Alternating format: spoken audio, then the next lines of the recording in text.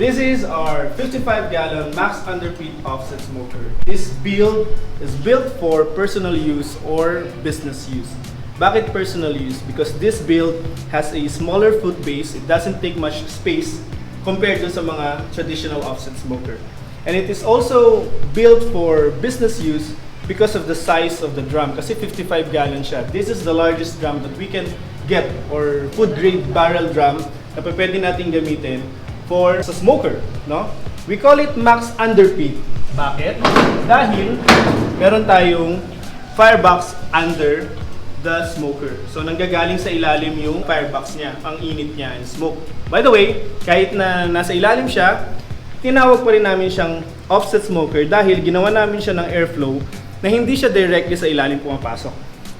Yung kanyang heat and smoke can flow on the side, through the smoker, and then out of the chimney. Ang pinaka-significant na feature ng ating max underpit smoker ay yung kanyang firebox, no? Ang gamit natin dito is steel plate.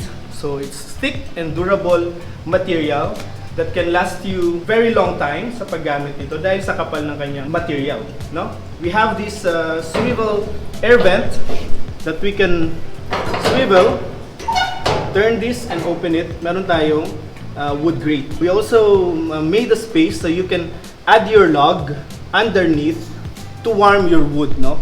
If you warm your wood, it will be easier to catch fire. Mas madali pagka i-add nyo na dun sa loob ng inyong firebox, mas madali siya mag-aapoy. You also have a wood rack where you can stockpile your wood or charcoal or other materials. So meron siyang wood rack sa ilalim or shelf. And then on the side, you also have drain valve to drain the oju or oil that are coming from your meat, no? Yan. So you have a big smokestack to draw the heat and smoke. You have two toggle clamps, two temperature gauge. You have folding counter in front to save space, no? So aside from small foot base na siya, you also have a foldable counter. So if it's not in use, then you can just fold the counter, no? Yeah.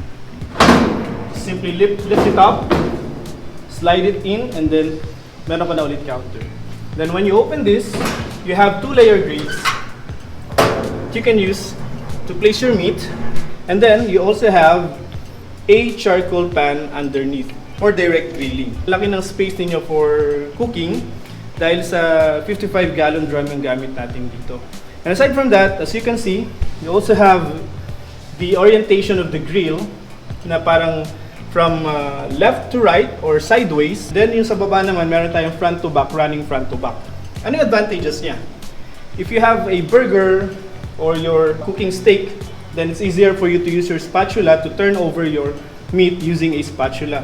It will not get caught in between of the grates. Unlike dito sa taas na to. Ito kasi ay for stick barbecue. You can just put it down, alisin niyo po itong nasa ilalim, take this off, put the upper grate down, and then you can use it for stick barbecue, no? So again, you have charcoal pan that can also serve as your drip pan, folding counter. You have the lid with toggle clamps. You have the firebox made of steel plate underneath, and then you have the wood rack to keep your stuff underneath. Alright, so that's it. That's our max underpit or 55-gallon smoker. Alright, if you like this build, so you can head over to our website. That's thebarrelpro.com, or you can order it directly to our Facebook page. Once again, my name is Alfred. I'm the team leader of Barrelpro, and keep smoking.